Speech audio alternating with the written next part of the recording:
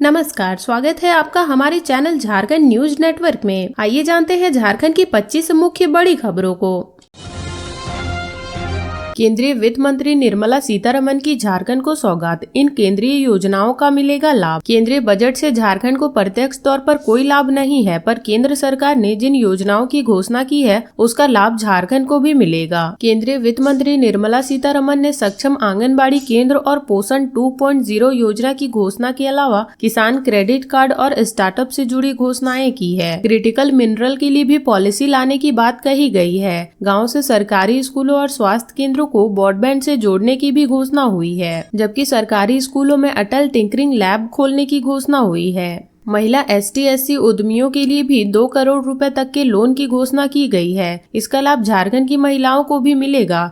Digital land survey होगा, झारखंड में भी यह काम कुछ जिलों में चल रहा है। भारत सरकार ने इसका दायर बढ़ाने की भी बात कही है। सक्षम आंगनबाड़ी केंद्र और पोषण 2.0 योजना का लाभ झारखंड को मिलेगा। झारखंड में 38,000 से अधिक आंगनबाड़ी केंद्र चल रहे हैं। झारखंड के आदिवासी बहुल इलाकों में कुपोषण की समस्या भी गंभीर है। केंद्र सरकार की इस योजना से कुपोषण के शिकार बच्चों को लाभ मिलेगा। वित्त मंत्री ने बजट में किसान क्रेडिट कार्ड पर कृषि लोन की सीमा 3 लाख से बढ़ाकर 5 लाख रुपए करने की घोषणा की है। झारखंड में लगभग 14 लाख KCC कार्ड धारक किसानों को इसका प्रत्यक्ष रूप से लाभ मिलेगा। प्रधानमंत्री किसान सम्मान योजना का भी लाभ किसानों को मिलेगा।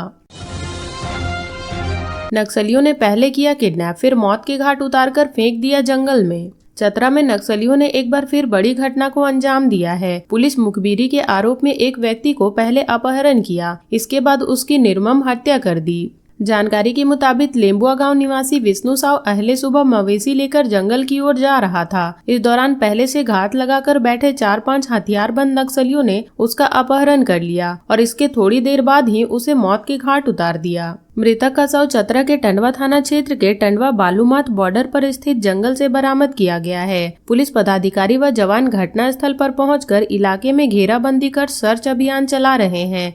इलाके में नक्सलियों के दस्तक से लोग दहशत में हैं। पुलिस मुखबिरी के आरोप में घटना को अंजाम देने की आशंका जताई जा रही है।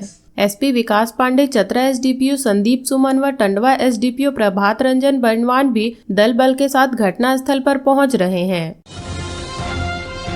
होल्डिंग टैक्स में गड़बड़ी करने वालों की खैर नहीं, रांची नगर निगम करेगा सख्त कार्रवाई। टैक्स कलेक्टरों को भी चेतावनी। होल्डिंग टैक्स में गड़बड़ी करने वालों की अब खैर नहीं है। रांची नगर निगम ऐसा करने वालों पर कड़ी कार्रवाई करेगा। शनिवार को निगम के उप प्रशासक गौतम साहू ने सभी कर्मियों और श्री पब्लिकेशन के टैक्स कलेक्टरों के साथ बैठक की। बैठक में उन्होंने साफ निर्देश दिया है कि सभी टैक्स कलेक्टर शहर के एक मकान और प्रतिष्ठान की जांच करें।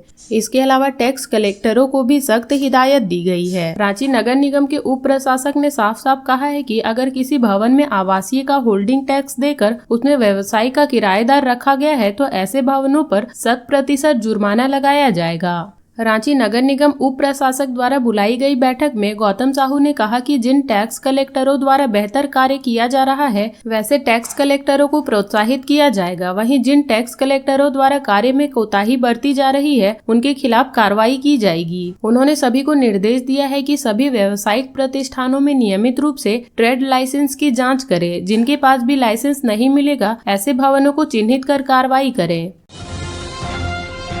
नहीं सुलझ रहा है पैतृक संपत्ति का विवाद तो आपके पास क्या है रास्ता, एक्सपर्ट ने दी ये जानकारी।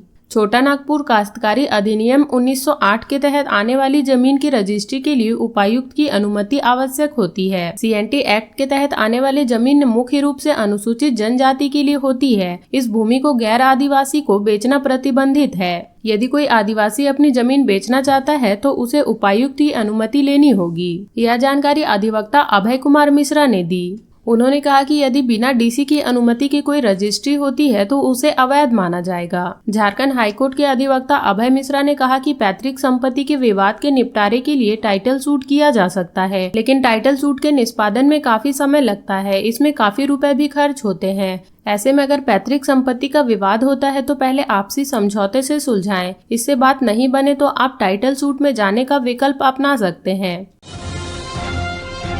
झारखंड के मुख्य सचिव बोकारो डीसी समेत ये अधिकारी दिल्ली में तबल, जाने क्या है पूरा मामला। सीईसी ने बोकारो जिले के तेतुलिया स्थित वन भूमि की प्रकृति बदलने के मामले में विचार करने के लिए 6 फरवरी को दिल्ली में बैठक बुलाई है। इसमें झारखंड के मुख्य सचिव, प्रधान मुख्य वन संरक्षक और बोकारो के डीसी सहित अन्य अधिकारी को शामिल होने का निर्देश दिया गया है। बैठक में संबंधित पदाधिकारियों को जमीन से संबंधित दस्तावेज के साथ शामिल होने को कहा गया है। सीईसी द्वारा जारी आदेश में कहा गया है कि बोकारो के डीएफओ ने तेतुलिया मौजा के फ्लैट नंबर 426 व 450 की 85.87 एकड़ वन भूमि की प्रकृति बदले जाने की जानकारी दी है। यह वन संरक्षण अधिनियम 1980 में निहित प्रावधानों का उल्लंघन है। इस मामले में विचार करने के लिए 6 फरवरी को दिल्ली में सीईसी की बैठक बुलाई गई है। कभी 1-1 रुपए के लिए थी मोहताज, मजदूरी से करने लगी कारोबार। उद्यमी रानी देवी ऐसे बन गई लखपति।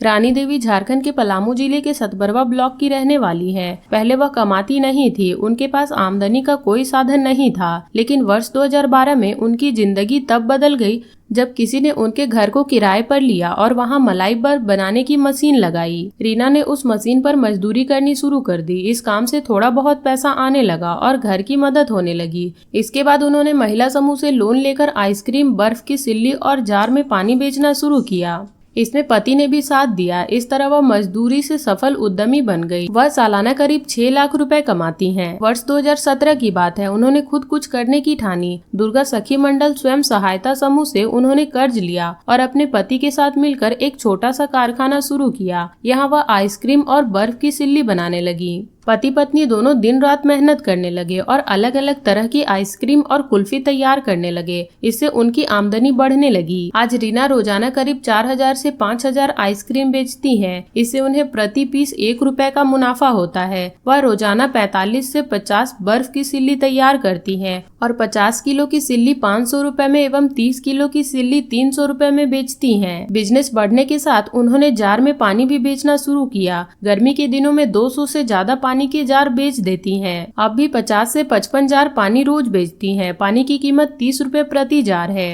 रीना की मेहनत ने उन्हें एक सफल उद्यमी बना दिया। आज उनकी सालाना कमाई 6 लाख रुपए से ज्यादा है। महाकुंभ से लौट रही बस चौपारण में दुर्घटनाग्रस्त, बाघमारा के दर्जनों लोग घायल। महाकुंभ से बाघमारा लौट रही राहुल बस ने शनिवार सुबह चौपारण थाना क्षेत्र के चौदाहा चेक पोस्ट के समीप खड़े ट्रक को टक्कर मार दी, जिससे बस पर सवार 25 लोग घायल हो गए। घायलों में 6 महिलाएं शामिल हैं। गंभीर रूप से घायल महिला प्रतिमा देवी को रांची रेफर कर दिया गया है। घटना के संबंध में मिली जानकारी के अनुसार प्रयागराज से महाकुंभ स्नान कर लौट रही यात्री बस झारखंड के सीमा के चौदाहा बॉर्डर के समीप सड़क पर खड़े ट्रक को पीछे से जोरदार टक्कर मार दी। सुबह 3 बजे हुई इस दुर्घटना को लेकर घटना स्थल पर अफरा तफरी मच गई। प्रत्यक्षदर्शी राजेश कुमार रजक ने बताया कि घटना के बाद वहां लोग तड़प रहे थे, तो उन्होंने अपने वाहन से घायलों को सामुदायिक अस्पताल पहुंचाया और घटना की जानकारी स्थानीय प्रशासन को दी। इसके बाद एम्बुलेंस से सभी घायलों को अस्पताल पहुंचाया गया। चौपारण सामुदायिक अस्पताल से लगभग आधा दर्जन घायलों को बेहतर इलाज के लिए शेख भिखारी मेडिकल अस्पताल हजारीबाग रेफर कर दिया गया। घायलों को आपदा मित्र एम्बुलेंस से मदद पहुंचाई गई। कंटेनर में लगी आग, लाखों के सामान जले, चालक खलासी ने कूदकर बचाई जान। गोविंदपुर थाना क्षेत्र के गहिया स्थित NH-19 से कोलकाता लेन पर शनिवार की देर रात करीब 1 बजे कंटेनर में शॉर्ट सर्किट से आग लग गई। इससे कंटेनर का इंजन व उस पर लदे लाखों का सामान जल गया। चालक अरखान अली व खलासी रिजवान अली गाड़ी से कूदकर अपनी जान बचाई। दोनों मामूली रूप से जख्मी हुए हैं। कंटेनर दिल्ली से अजमेर कंपनी का सामान लेकर कोलकाता जा रहा था। घटना के बाद कंटेनर चालक ने सूचना गोविंदपुर पुलिस को दी। सूचना पाकर गोविंदपुर थाना के SI दिनेश कुमार मेहता, प्रमोद कुमार मिश्रा, सैनी राजेंद्र राम दल बल के साथ घटना स्थल पर पहुंचे और अग्निशमन विभाग को सूचना दी। कुछ देर बाद 2 दमकल घटना स्थल पर पहुंचे और काफी मशक्कत के बाद दमकलों ने आग बुझाई। तब तक कंटेनर का इंजन व उस पर लदे सामान जल चुके थे। कंटेनर चालक अरखान अली ने बताया कि दिल्ली में अमेज़न कंपनी का सामान लेकर कोलकाता जा रहे थे। गोविंदपुर के पास इंजन में शॉर्ट सर्किट से आग लग गई। कुछ ही देर में केबिन पर आग की लपटें आने लगी। चालक व खलासी ने गाड़ी से कूदकर अपनी जान बचाई। चालक व खलासी कानपुर देहात के रहने वाले हैं। गोविंदपुर पुलिस ने कंटेनर को अपने कब्जे में ले लिया है। झारखंड में सरस्वती पूजा के बाद बदलेगा मौसम, आज का ये है वेदर अपडेट। झारखंड में अगले 5 दिनों तक न्यूनतम तापमान में कोई बड़े बदलाव की संभावना नहीं है। अगले कुछ दिनों तक सुबह में हल्का कोहरा या धुंध छाया रहेगा, लेकिन दिन में आसमान साफ रहेगा। रविवार की सुबह हल्के से मध्यम दर्जे का कोहरा छाया रहेगा, उसके बाद आसमान साफ रहेगा। अधिकतम और न्यूनतम तापमान में धीरे धीरे वृद्धि होगी। सरस्वती पूजा के बाद 4 और 5 फरवरी को मौसम का मिजाज बदल सकता है। सुबह में कोहरा या धुंध, उसके बाद आसमान में आंशिक बादल छाए रहेंगे। हालांकि मौसम विभाग की ओर से कोई चेतावनी जारी नहीं की गई है। झारखंड के सभी जिलों का न्यूनतम तापमान अब 10 डिग्री के ऊपर चल रहा है। राज्य भर में सबसे कम तापमान चतरा में 10.2 डिग्री सेल्सियस रिकॉर्ड किया गया, जबकि सबसे अधिक सरायकेला में 34.5 डिग्री सेल्सियस रहा। राजधानी रांची का अधिकतम तापमान शनिवार को 30.2 डिग्री सेल्सियस रहा, जो सामान्य से 5.3 डिग्री अधिक है और पिछले 24 घंटे में 0.3 डिग्री अधिक था। वहीं न्यूनतम तापमान 14 डिग्री सेल्सियस रहा, जो सामान्य से 3.6 डिग्री सेल्सियस अधिक तो रहा, लेकिन पिछले 24 घंटे में 0.4 डिग्री सेल्सियस की कमी रही। मौसम विभाग ने स्पष्ट किया है कि अगले 5 दिनों में न्यूनतम तापमान में कोई बड़ा बदलाव देखने को नहीं मिलेगा। झारखंड के 14 लाख किसानों को केंद्र सरकार का तोहफा, केसीसी के लिमिट बढ़ाने से खिले चेहरे। आम बजट में इस बार किसानों को काफी फोकस किया गया है। किसान क्रेडिट कार्ड की लिमिट 3 लाख से बढ़ाकर 5 लाख रुपए कर दी गई है। इससे झारखंड के 13,99,601 किसानों को फायदा मिलेगा। झारखंड के किसान को अब डेयरी और फिशरीज के लिए 5 लाख रुपए तक का लोन मिल सकता है। लंबे समय से केसीसी लिमिट बढ़ाने की मांग केंद्र सरकार से की जा रही थी, जिसे इस बजट में पूरा कर दिया गया है। केंद्र के इस फैसले से केसीसी खातों से जुड़े किसानों को सब्जियों और अन्य वैकल्पिक खेत में मदद मिलेगी। इससे उनकी आय बढ़ सकती है और रोजगार के नए अवसर पैदा हो सकते हैं। सभी सामान्य क्रेडिट कार्ड खातों को स्मार्ट केसीसी खातों में परिवर्तन कर उन खातों में आवश्यक तौर पर रुपे कार्ड जारी किए जाने हैं, ताकि राज्य के किसान इस स्मार्ट कार्ड को एटीएम और ओपीएस टर्मिनल की तरह उपयोग कर सकें। तो ये थी झारखंड की अब तक की बड़ी खबरें। ऐसे ही झारखंड की खबरों से अपडेट रहने के लिए हमारे चैनल झारखंड न्यूज नेटवर्क को सब्सक्राइब कर लें और बेल आइकन को प्रेस कर लें, ताकि हमारी हर वीडियो का अपडेट आप तक पहुँच सके।